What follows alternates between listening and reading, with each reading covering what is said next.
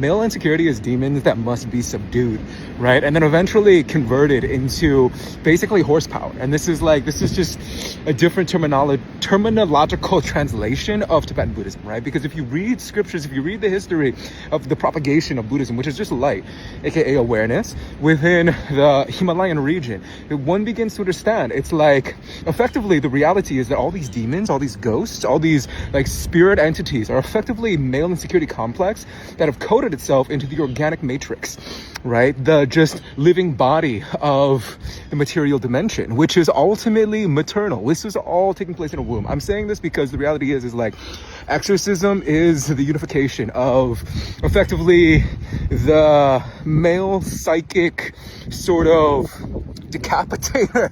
Well, okay, decapitator, but it's the boundary line creator, right? It's the perimeter creator of not just good and evil, but what will pass beyond the threshold of was and now. And I'm saying this because men are, so my whole life, like why I haven't said these things, because I've been subduing the demon of myself, and I've also been subduing other men, and keep making sure that ultimately it's like these creatures, these children of ultimately the mother, but these mutations, these demons that believe that they are better than the mother deep down, reflected in their behavior and their actions. They may behave every other way, but you collect the wisdom, the instinct, the intuitive knowing within the instinct of the womb. And this is so important because that psychic knowing transcends, it bypasses all of male logic, right? And the thing is that male logic is like sort of like this external technology that we have to like deconstruct the beast of insecurity,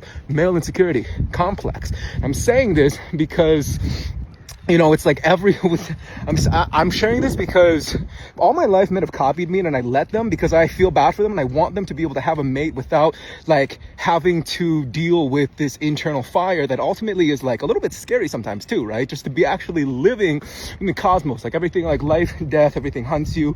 You must understand the balance of it all, right? And this is the wisdom of the mother wolf. And I'm sharing all of this because we don't have to hide our knowing anymore. It's like we've breached the psychic perimeter of males feeling that they can get away with this. So what's happening is that it's beginning to invert testosterone. When it becomes sort of immobilized in this way, it corrodes and becomes toxic. It becomes radioactive.